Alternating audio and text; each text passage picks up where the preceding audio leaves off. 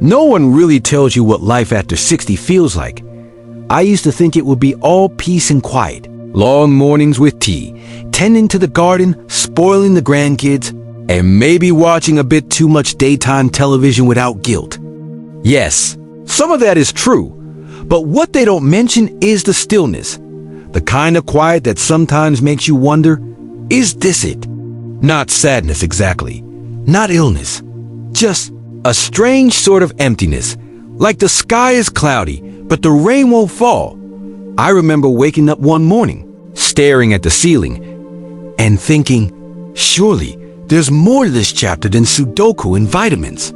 So I started small, not with a grand life makeover, no skydiving, no sudden urge to learn salsa dancing, though never say never, just little things, quiet things, habits that didn't make headlines, but slowly, gently brought joy back into my days. And today I'd love to share them with you. These are the 9 simple habits that, quite honestly, transformed my life in my 60s.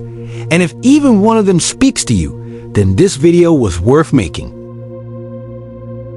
Habit number 1, starting my mornings without a rush. For most of my life, mornings were a battlefield. Not in a dramatic, war zone kind of way, but more in the style of coffee spilling, misplaced socks, and rushing out the door with toast still in my mouth. Even in retirement, I somehow carried that same urgency. I'd wake up, grab my phone, scroll through messages I didn't want to read, check the news I couldn't change, and wonder why my heart already felt tired by 9 a.m. one day. I stopped. I just stopped. I left the phone on the nightstand. I opened the curtain slowly and watched the light filter in, like a soft hello from the universe. I made tea with both hands, not one hand holding the mug and the other answering emails I didn't need to answer. I started doing a little morning stretch, not a yoga class, mind you, more like the kind of stretch a cat does when it wakes up, with a satisfied sigh and absolutely zero pressure to be productive. I also started speaking out loud just one sentence every morning. Thank you. I'm still here. It felt silly at first, like I was auditioning for a commercial about inner peace. But after a while, that tiny sentence began to ground me, not in some magical fairy tale way, just enough to feel like I was stepping into the day with intention, not accident. That small shift, choosing to start slowly, to honor the morning, changed the rhythm of everything else. It doesn't mean every morning is perfect. I still burn the toast sometimes.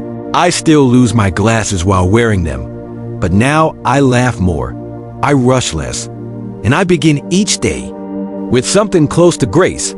So if you're feeling lost before breakfast even begins, try slowing down. Just for 5 minutes.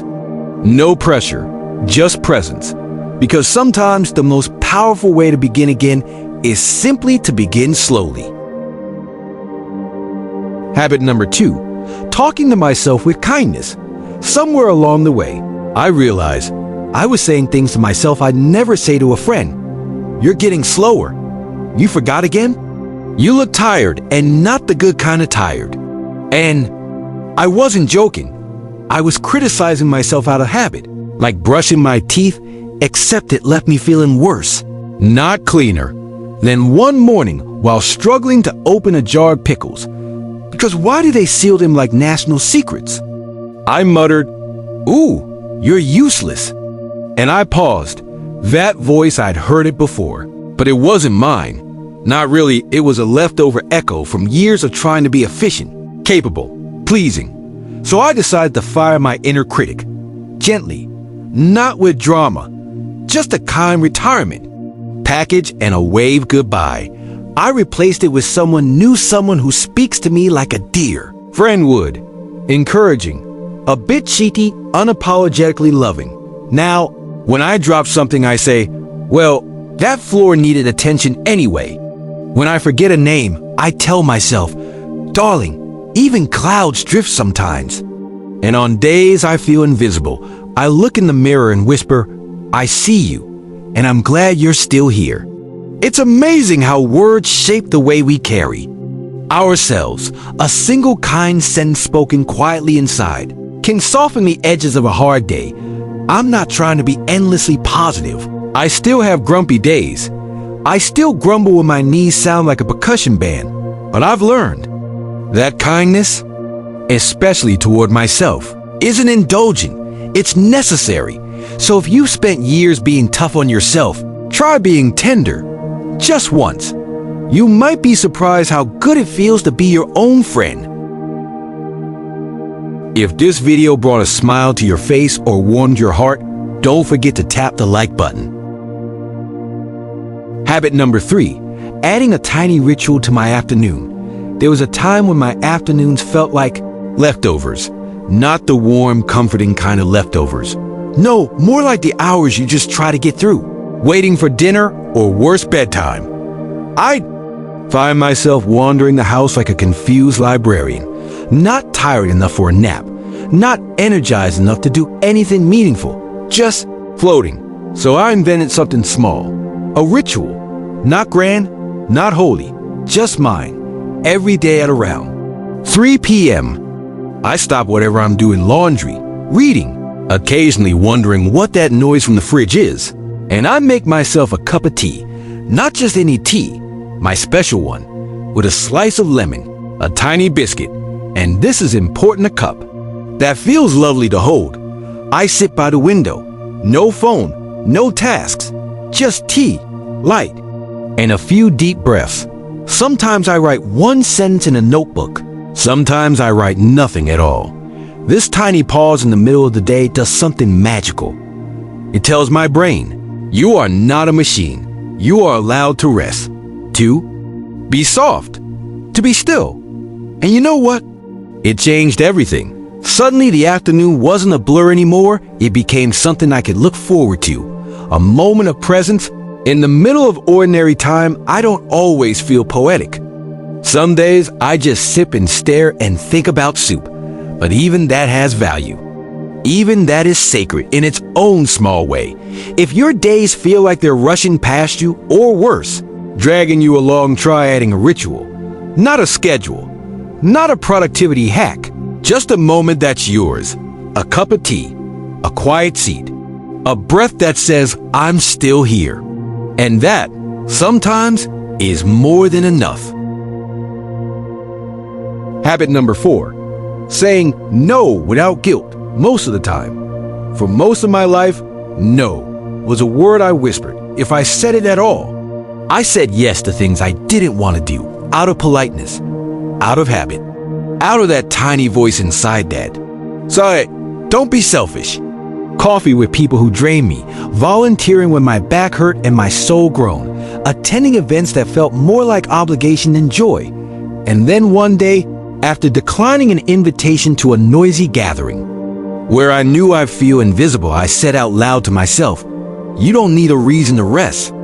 That was the moment. The moment I realized that no is not a rejection. It's a boundary. It's a decision to protect your energy. Now I say no gently, kindly, with a small smile and no apologies. Thank you, but I'll pass. That you thought of me, but I'll sit this one out. And here's the wonderful thing. The world did not collapse. True friends understood. And the ones who didn't? Well, let's just say they taught me the value of choosing my circle wisely. Saying no gave me space to say yes to things that matter. Walk in the garden instead of rushing across town. A nap. A book. A long call with someone I truly enjoy. I still stumble. Of course, old habits knock on the door sometimes. But now I pause, breathe, and remember this truth. No is a full sentence. And sometimes it's the kindest one you can say to others and to yourself.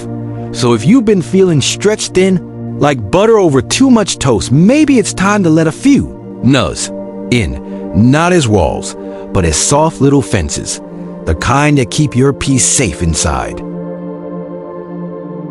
Habit number 5, taking tiny walks without a destination. When I was younger, walking had a purpose. To the bus, to the shop, to the mailbox and back before the kettle boiled. But somewhere in my 60s, I started walking just to walk.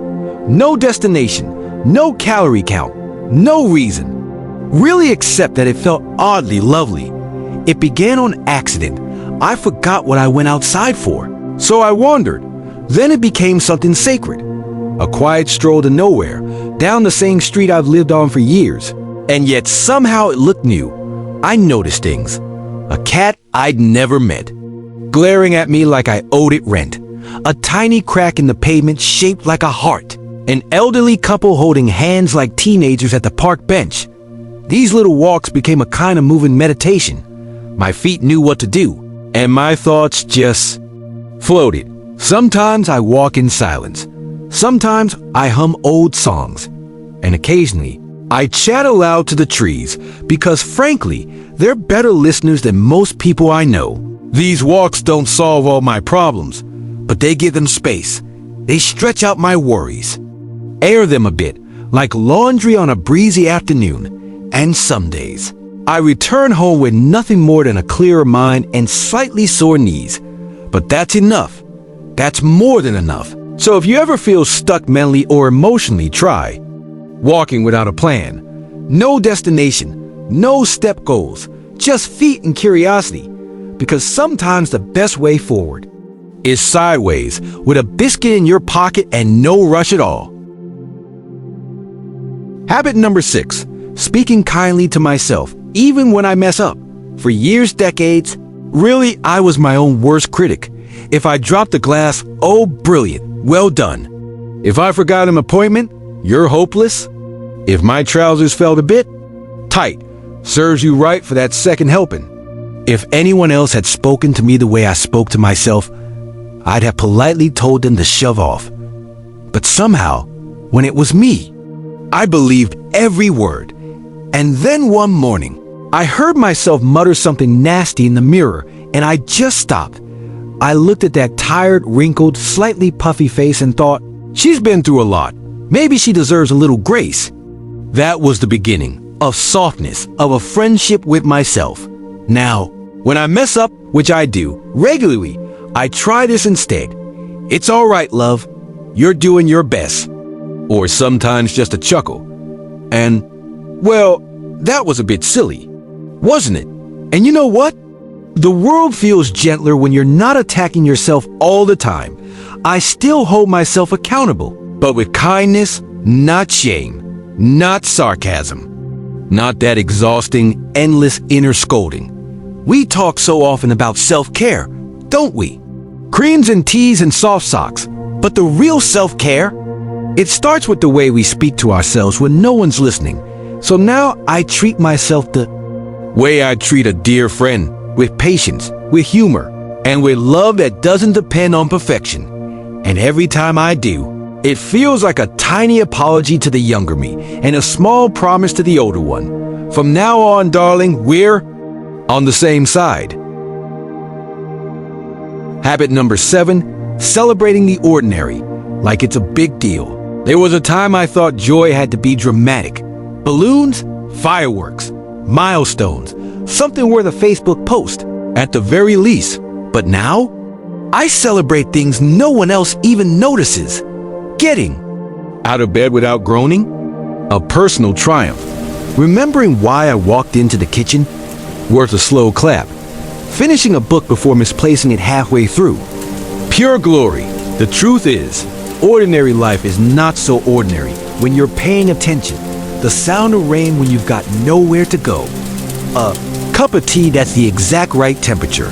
A text from someone who still thinks of you when tulips bloom. These are the secret victories, the quiet joys. And in my 60s, I've made a habit of treating them like miracles. I light candles just because it's Tuesday. I play my favorite song and dance. Like nobody's knees are watching, I wear perfume. To sit alone with a crossword and a biscuit. Why? Because this moment, this small, unnoticed moment, is the one I have, and if I'm always waiting for something grand, I'll miss it entirely. So I've learned to say things like, well done, love. You folded the laundry and didn't cry. Look at you, watering the plants like a proper grown-up. That toast, golden perfection. It may sound silly, but it has changed everything. Because when you start celebrating the ordinary, life becomes a little less heavy. and a lot more. Sparkly, so here's your permission slip. Celebrate the small. Throw imaginary confetti for finishing your vitamins. Toast yourself with sparkling water for going on that short walk. You deserve joy even on the most unremarkable day, especially then. Habit number 8. Letting go of the need to win every conversation. In my younger days, I thought being right was terribly important. I would argue with anyone about politics, films, the proper way to make tea. It's milk last, by the way. But I won't fight you on it anymore. But somewhere in my 60s, I realized this strange little truth. Being right isn't as lovely as being at peace. Don't get me wrong, I still have opinions. Plenty of them. Loud ones too. But now I choose when to share them. And more importantly, when to let them float. Gently away like a leaf on the wind. These days, when someone says something I disagree with, I ask myself, is it worth the energy? Will this matter tomorrow? Do I want to be right, or do I want to be kind? Sometimes the kindest thing I can do for them and for me is just smile, nod, and say, you might be right. Even when they're talking absolute rubbish about something I read an entire book on. Because what I've found is this. Most people don't want to debate. They want to feel heard, respected, safe in the conversation. And when I stopped trying to win, I started hearing people better. I learned more. I understood more. I even became more interesting because I wasn't always preparing my comeback. Letting go of the need to win every conversation brought a quiet kind of freedom. The air feels lighter. My chest feels softer. And honestly, my relationships feel warmer. So if you ever find yourself mid-argument, feeling your blood pressure rise over who makes the best shepherd's pie, take a breath. Consider the peace that comes with simply letting it go. Because at the end of the day, no one ever lay on their deathbed and whispered, at least I won that debate about the Oxford comma. Habit number 9, allowing myself to be a work in progress. There was a strange pressure in turning 60. As if the world whispered, you should have figured it all out by now. As if gray hair and creaky knees came with sudden wisdom and eternal calm. But let me tell you something I've learned along bumpy way. We never really arrive. Not at perfect, not at finished, not at finally got it all together. I still lose my keys. I still say the wrong thing at the wrong time. I still cry at adverts and forget to defrost the chicken. And you know what? That's all right. I'm allowed to still be learning, growing, fumbling forward. I used to think being mature meant having all the answers. Now I think it's about asking better questions. Like, what do I need today? Can I give myself grace for that mistake? Is it too late for a biscuit? When I dropped the pressure to be flawless, I found room to be human. And that, oddly enough, made life feel more beautiful, more spacious, more real. So yes, I'm a work in progress, with laugh lines that tell stories, with regrets that taught me softness, with mornings where I wake up and think, let's try again. Because progress isn't a ladder, it's a spiral. Some days you soar, some days you wobble, but every turn brings you a little closer to who you were always becoming. And if I've learned anything in my 60s, it's this. You don't have to be complete to be joyful. You just have to keep showing up with your messy hair, your kind heart, and your brilliant unfinished soul. So here we are, dear friends. 9 tiny habits. Nothing grand, nothing flashy. Just quiet choices. Made day by day, that slowly stitched joy back into the corners of my life. And if there's one thing I'd love for you to take with you, it's this. You are never too old, too late, or too far gone to feel alive again. Joy isn't a place we reach. It's something we notice, something we choose, often in the smallest, gentlest moments. Maybe you've already found some of your own little habits. Or maybe, just maybe, today is your invitation to begin. Not perfectly, not all at once, just kindly, softly, one day at a time.